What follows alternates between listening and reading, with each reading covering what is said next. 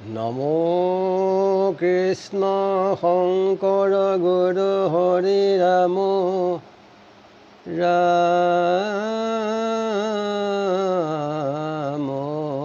হৰি ৰাম হৰি ৰাম।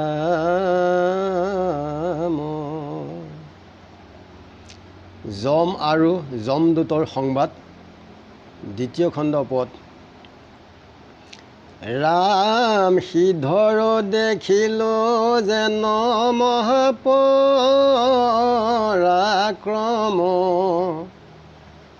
জানো কুটিৰে কবিন্দ নুহিবে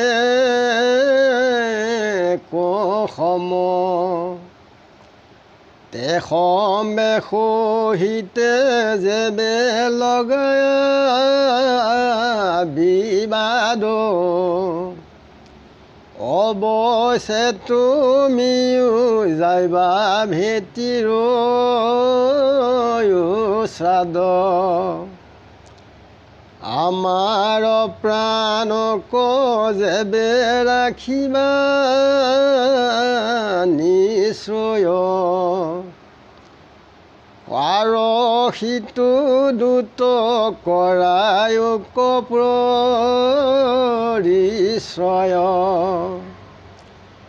আমি যেবে মৰ তেবে তোমাৰে কুখ্যাতি, শুনিয়া যমৰ প্ৰেম উপজিল আতি, কৃষ্ণ পদ পংকজ মনত স্মৰিল, তনু হৈল পুলকিত লোতক জৰিল, মনত মিলিল মহায়ানন্দ একান্ত, মুখ মচি দিলা পাছে দুটক সিদ্ধান্ত, যি কথা পুছিলি শুন সমস্ত কিংকৰ,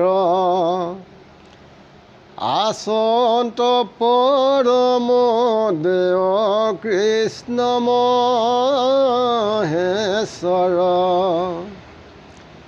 যাৰ কথা শুনতে মনত মিলো ৰংগ,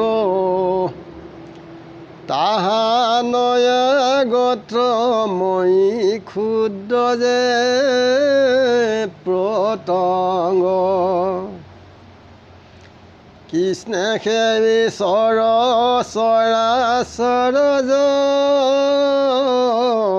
জগতৰ, যাৰ আজ্ঞা পালি ব্ৰহ্মা বিষ্ণু মহেশ্বৰ, সৃষ্টি স্থিতি প্ৰলয় কৰন্ত ভিনে ভিনে, অনাদি অনন্ত কোন আছতান্ত্ৰ বিনি, যাৰ বেদ বাক্যত জগত হৈল বন্দী,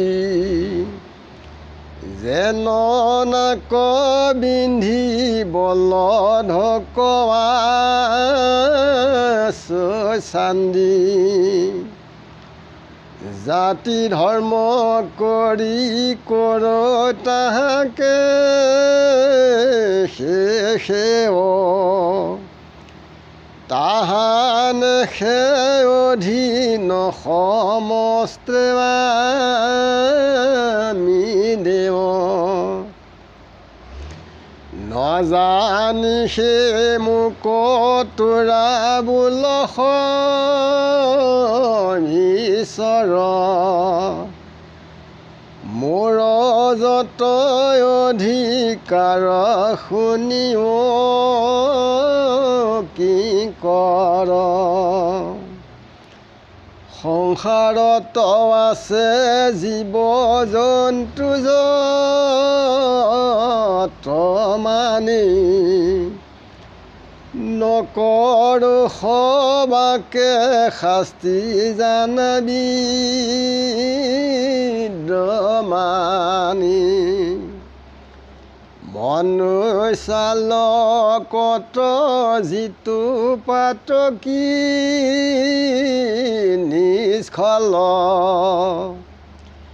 তাকে সেজাতনা ভুঞ্জাই কৰোঁ দণ্ড ফল পাতকী জনত মাত্ৰ মোৰ অধিকাৰ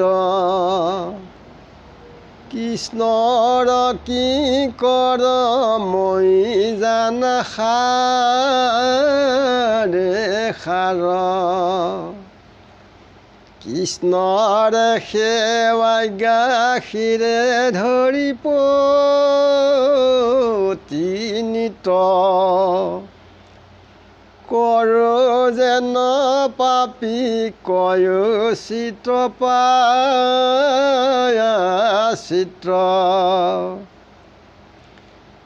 ঈশ্বৰৰ বিচৰ হেন কৃষ্ণদেৱ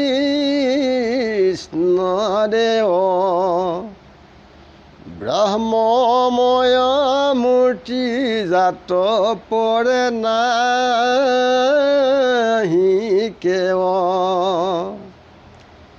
ইন্দ্ৰ চন্দ্ৰ ব্ৰহ্মা ব্ৰহ্মী শিৱ সূৰ্য কাল কুবেৰ বৰুণ বসু বায়ু দিগপাল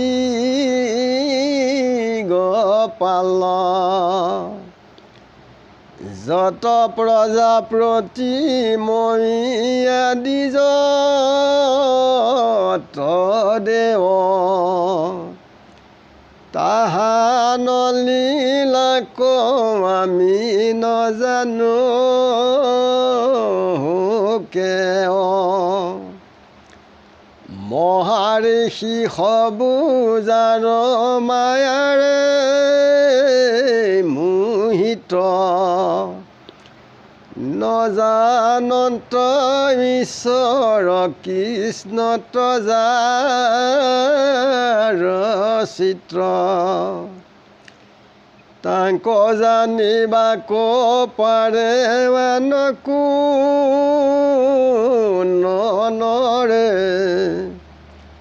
একে এক শৰণীয়া ভকত পৰে জন্মে জন্মে কৰি আছে পৰ্বত পাপৰ হিয়া তথা কন্তে যিটো নুহিকে বেকত তাহা নমায়ায়ে তাৰ কৰে বুদ্ধি অন্ধ যাক জানিবাক নৰে নকৰ প্ৰবন্ধ পূৰ্বজন্মৰ যিটো জন পুণ্যৱন্ত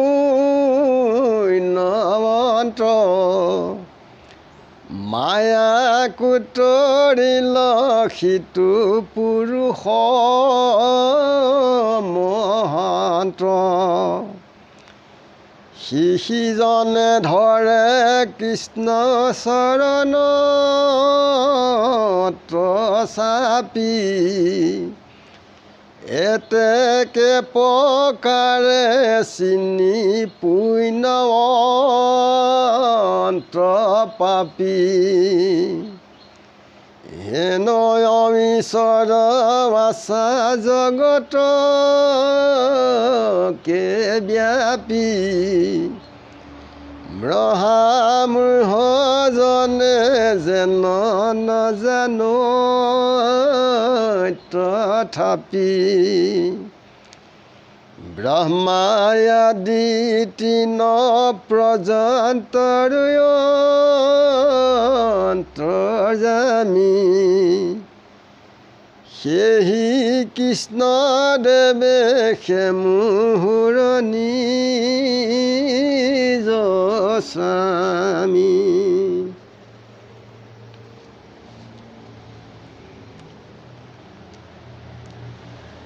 যমৰ দূতেৰে যমৰ আগত কথাখিনি কৈছে যে সিদ্ধসকলৰ যিখিনি পৰাক্ৰম, যে তেওঁলোক কোটি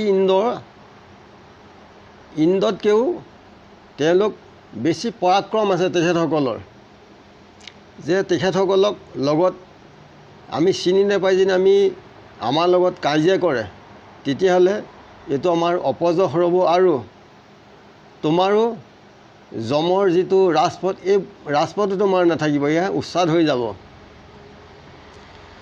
যে আমাৰ প্ৰাণক আপুনি ৰাখক আৰু সেই বিষ্ণু সেই দূতসকলক আমাক পৰিচয় কৰাই দিয়ক, তেতিয়া আপোনাৰ পূজস নাথাকিব আৰু আমাৰো মৃত্যু নহয়। এই বুলি যমদূতক কৈছে।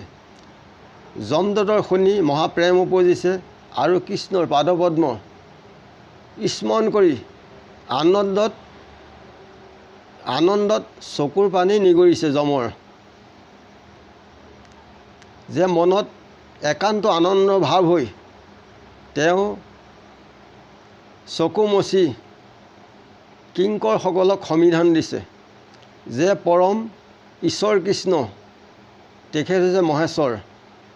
যে তেখেতৰ কথা শুনিলে মনত বৰ মহা আনন্দ লাগে, প্ৰেম ভাৱ জাগে। যে তেখেতৰ আগত মই এটা ক্ষুদ্ৰ পতংগই বুলি যমে কৈছে যমৰ কিংকৰক। কৃষ্ণ হৈছে এই বিশ্ব চৰাচৰ জগতৰ তেখেতেই স্বামী,